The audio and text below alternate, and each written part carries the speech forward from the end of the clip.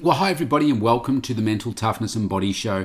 My name is Rob Evans and I'm your weight loss coach, health strategist and internationally published author, helping take you from where you are right now to being unstoppable. And today I want to explore with you this concept of COVID burnout.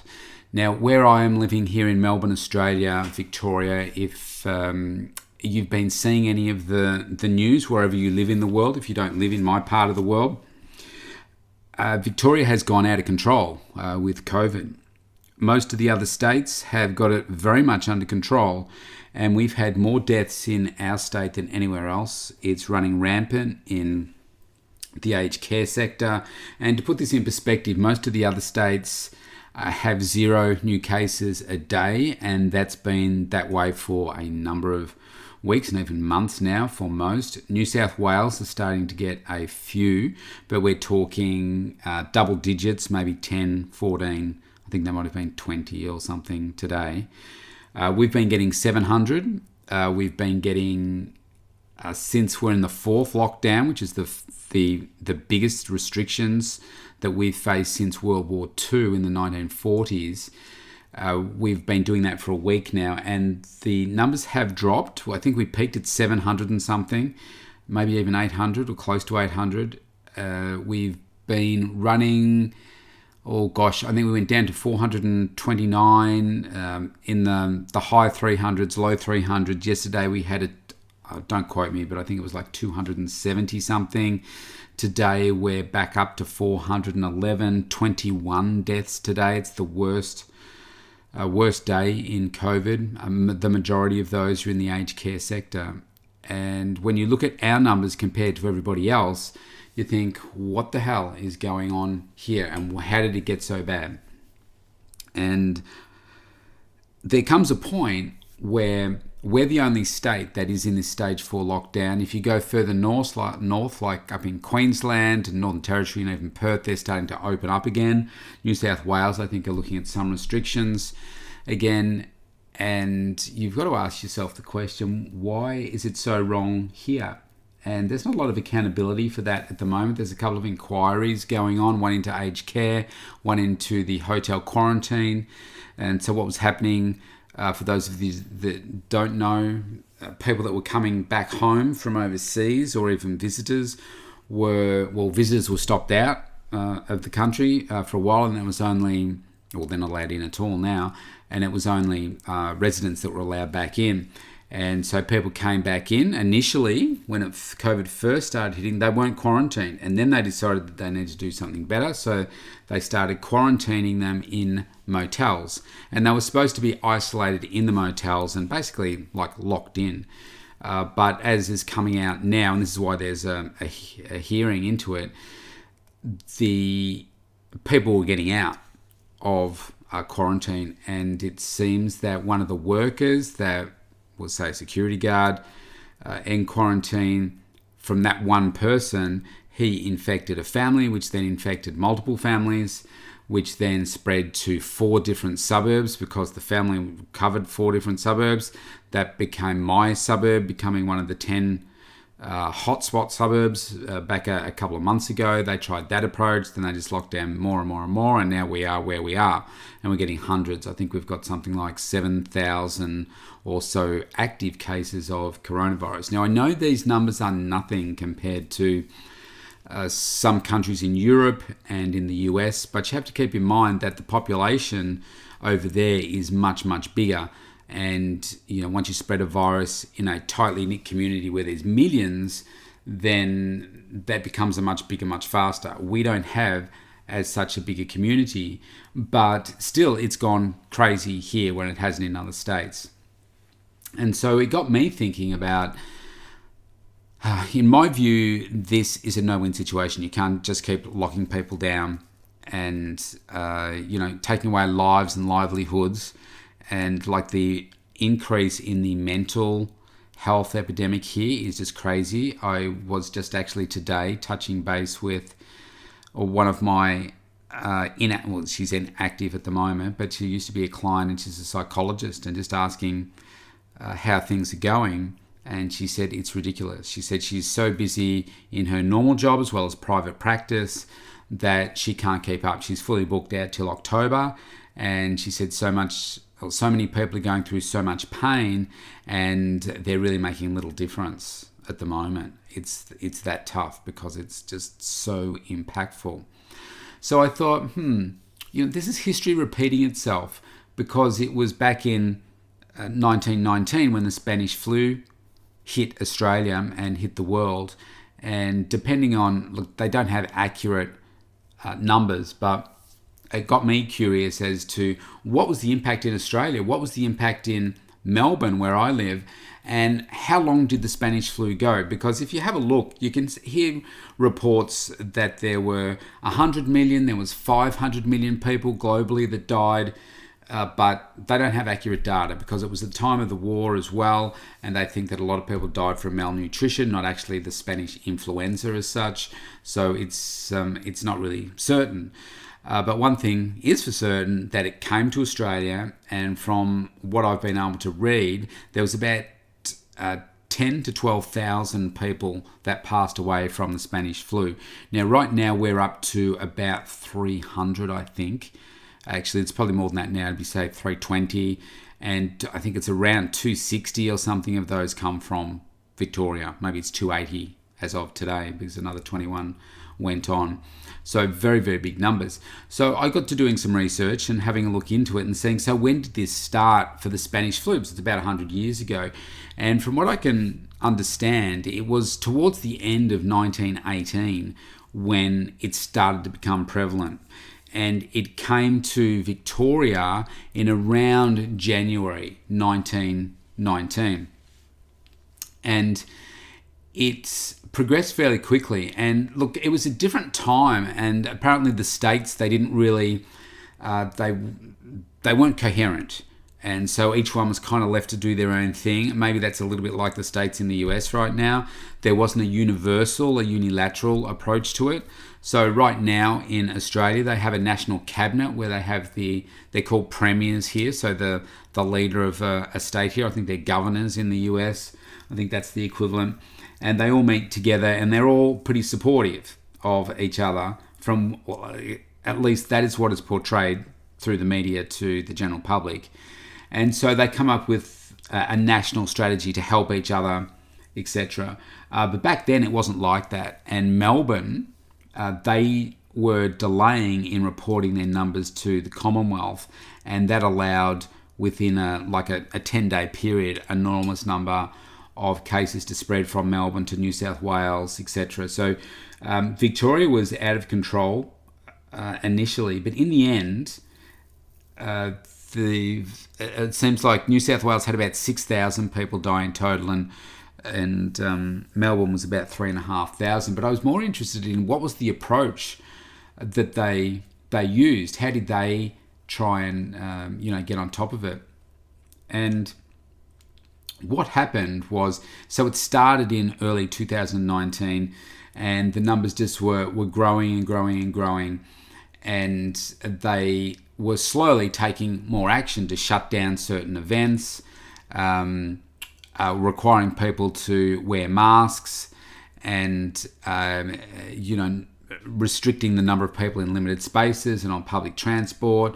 And there was also a debate back then about whether it was actually useful to close schools, especially in the metro area. And those conversations still happen now. And you think, what did you learn from back then? Because they're still discussing about, like, it took them ages to introduce the masks and say, yes, you must wear the masks. And in other states, they don't have to do it. In New South Wales, for instance, they're just recommending that you do it. Here now it's compulsory, or you get a fine. So you think, well, why didn't they learn from that faster and just say, bang, look, you must do it. So what happened was, it sort of died off a little bit. By around March, it was dying off, but then they found that by April, early April, it started to come back again. And then they found that certainly in Sydney, which is in New South Wales, the hospital capacity was exceeded. The state's death toll for April was around 1,400 people. And then the numbers began to fall again. And then what seemed to happen after about 10 weeks of the epidemic, they thought that it had run its course. But again, in May, it appeared again, and then June, and more new cases came. And so what was happening was they thought they got on top of it died off, came back again. So the timing is virtually identical. So we started to see cases of it in January, and then we were shut down by March, and they shut us down for a period of 12 weeks, and then they started to open us up again. Then the second wave was coming through, and we were open for 16 days, and they then locked us down again in Melbourne. And we are where we are now. Today's the 12th of August, and we're in the worst stage of the lockdown yet. So then I kept researching to find out, so how long did this go for? So what happened was they had basically 2 unsuccessful attempts at trying to defeat the epidemic back then, and that was to shut down things, and it had a massive social and economic cost. And so in the end, by October, they decided to just let it take its course. Just let the virus run its course. And then towards the end of the year, actually in August, I've got some details in front of me here. They're saying that in August, they officially declared that it was over. But they said the cases continued intermittently for months. But by October, admissions and deaths were in single figures. Like its predecessors, the second wave lasted 10 weeks, but this time the epidemic did not return. So that raises the question, because when I heard about this thing to start with, I thought, well, hang on. The approach that you're taking doesn't make any sense. I mean, there was no vaccine back then, and you think, well, why are we not able to produce a vaccine now? And we're just hearing reports that Russia claims to be the first country to have a vaccine, and they're starting to mass inject people. But the experts are saying, well, it couldn't possibly be safe to use because they need much longer to be testing, and they've only tested on a few hundred people, not thousands, and it hasn't gone long enough. So I don't know whether I'd be standing... Well, I know I wouldn't be standing in queue for something that is like that. But what I'm thinking is this approach to shut us down, get the numbers down really low, open us up again. Well, of course, the numbers are going to grow again. And an example of that is New Zealand. So they shut down hard very quickly. And they've been at 102 days with 0 cases. And today, they've had 4 cases, well, yesterday, they had 4 cases emerge, and they've decided to shut down for 3 days again. And now, today, they've found another 4 cases, and they have no idea where it's come from. So what does that mean? There's a whole bunch of people out in the community that have now got this. They don't know where it's come from, and they're locking down again. Now, it had massive economic costs for New Zealand, and their economy is really, really struggling right now. But of course, where we are here, they're shutting down more and more things. We're heading into week 2 that we've been shut down, and it hasn't had a dramatic impact on reducing the cases. So in 6 weeks' time, you can see that it's not going to be down to single figures. They'll extend it further. They'll put in further restrictions and cause further harm. And the government doesn't have enough money to keep paying people to stay at home. So in my thinking is they need to open up. Now, here's the interesting thing. When you look at what happened back in 1919, there was a different tolerance back then for death, if I can put it so bluntly. They had, like in Australia, there was like 60,000 people died from World War One. So you've got all of that in your back of your mind, and now you've got the Spanish flu as well. People were prepared to take the hit, I suppose. And look, it was a different time. I mean, you think about it now. We have one soldier that passes away through combat, and like there's a national mourning, there's almost a national inquiry. How is that allowed to happen? So I think we're living in way different times, and I don't think Australians would have the same level of tolerance now to say, do you know what, yeah, let's let it run its course, and let's just let hundreds of thousands of, well, it'd probably be tens of thousands maybe, of people that would pass away. But what they found back in 1919, it just disappeared. And why is that? Maybe it's the herd immunity. Maybe that's it. I mean, I've heard people say, well, at least as we're about to hit, we're middle of August, so the last month of winter, we're about to hit spring. People think, well, once we get to spring, summer, and the weather warms up, it will be much better because the heat will, kill off the virus and everything. Well, I would say, well, have a look in Africa, have a look in India, have a look in Florida, the warmer states of America. It's growing more rampant every day. So I don't think you can use that as hanging your hat on that. I know the governments around the world are holding on for a vaccine. And so if we can hold out until there's a vaccine, we can just inject everybody and boom, we're done. I mean, look at what China's doing. We don't get any numbers out of China. And basically the message you get is that China's cured of COVID. Now, how can that be? They've got like the biggest population in the world. It started there, it went rampant, and now they're claiming they've got none. To me, that says that, do you know what? They're probably just not reporting it. And maybe the death rates are going up in China. They're just not reporting it as COVID. And so they just want the economy to keep on going. And if people keep dying, well, so be it. And maybe they're faster working at a vaccine than the rest of the world. Who knows? So it's an interesting conundrum, isn't it? I don't think Australians do have the same level of tolerance to accept that much death now. But we are going to get to a point where you can't keep us shut down. And I think, in my thinking, I've just fast-tracked it from the very beginning and said, why don't you just let it run its course? Most of the people getting this recover. So you've got 2% of the population. Let's put all the attention, all the restrictions and everything around that population. So it's the age community. Let's protect them like putting them in a massive bubble.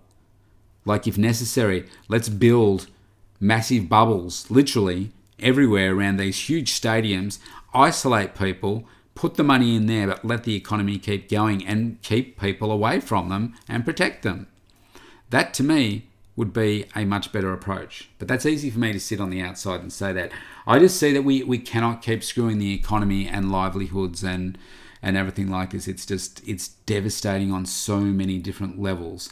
And now it's rampant in the aged care sector. It shouldn't have gotten that way. And, we're paying the consequences for that. So I think, people are reaching burnout point. Now, we're into the second week. I don't know anyone that's got it. I know that people are doing it tough. I know the impact that it's had on my business. I know that I'm financially secure, but there's a lot of people that don't have my situation, and it's really, really hard for them. So there's going to be a breaking point, I'm sure. So I don't know that we've learnt a lot from the Spanish flu. We should have, but we haven't. And I think we should be approaching it differently. Now it's just so political that they've committed to eradicating it that they can't be seen to be doing anything else. But we've had something like 20,000 people either leave or apply to leave the state now, because why would you want to live here if you can go and live somewhere north of here, the weather's better, and you're not locked down? I can see that. It's a really, really tough situation to be in, and people are now starting to get completely burnt out. So what are some strategies that we can use? Because this is happening around the world as well. I think in the US, whether you like Donald Trump or not, I think there's some genius in his thinking that, do you know what, if we can just let this, not put so much emphasis on it, people are going to get it, yes, but they will mostly get over it. The difference with the Spanish flu is that it was killing people aged between 25 and 35. That was the hardest hit group. But it's different for this one. It's mainly the elderly. And maybe his approach is the right one. We just let it. The more and more people that get it, we've got that herd immunity. People get over it. Some people will get sick. Some people won't get sick at all. Some people will just be like a cold or a flu, and bang, they'll get over it, and bang, they're right. Let's move forward.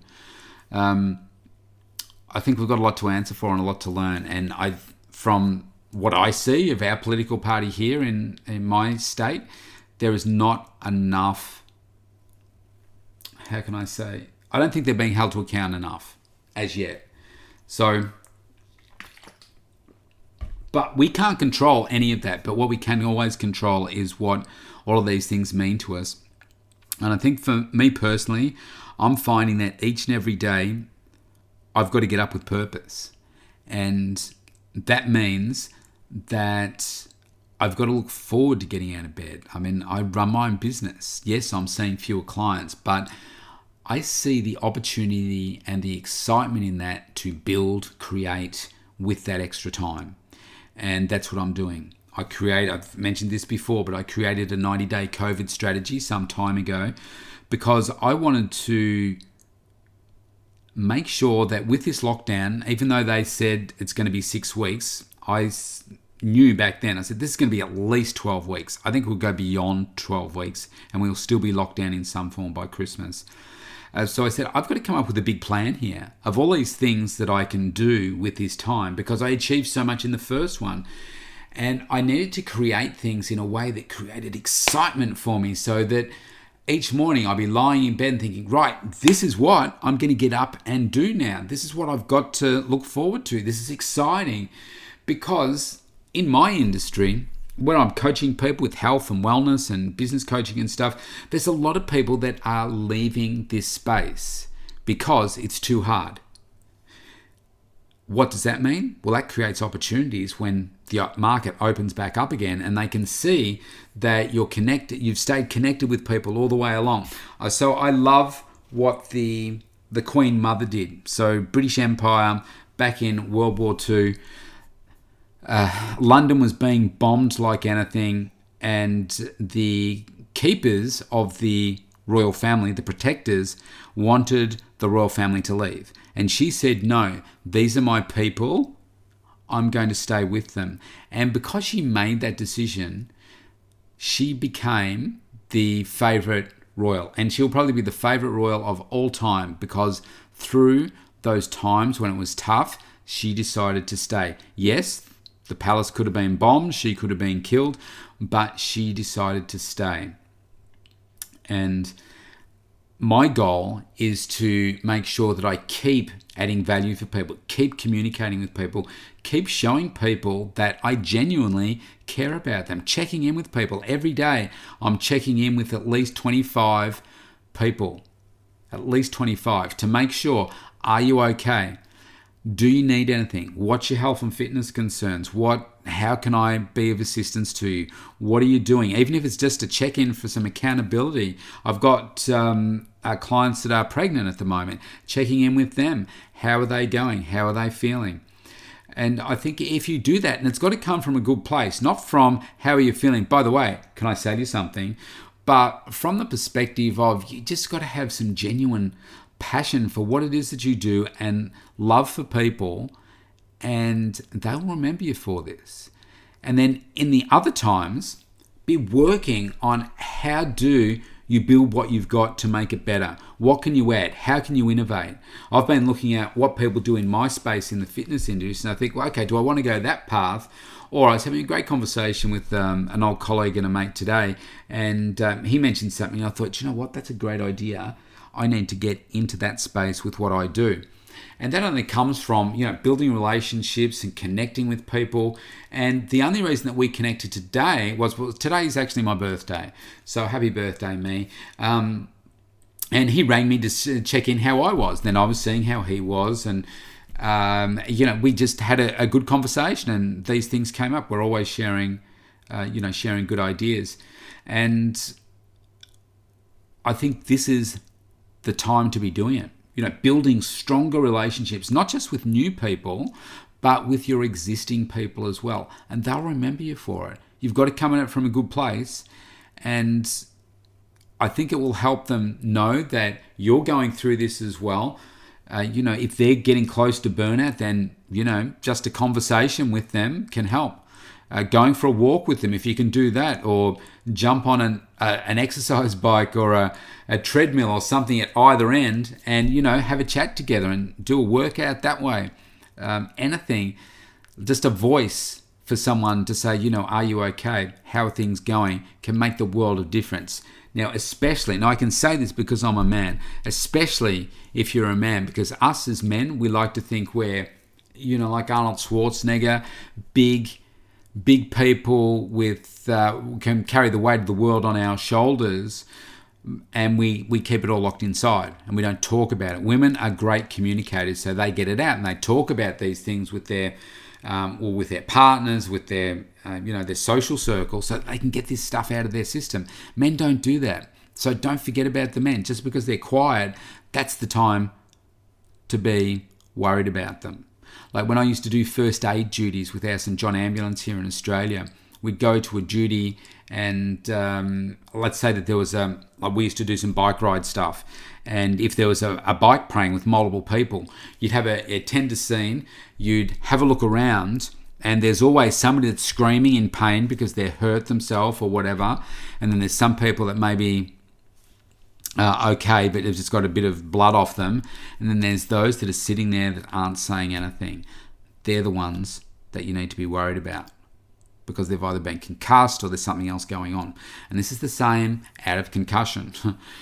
Those people that are quiet may be silently really struggling, and you don't know what goes on behind closed doors, and we are all behind a lot of closed doors right now.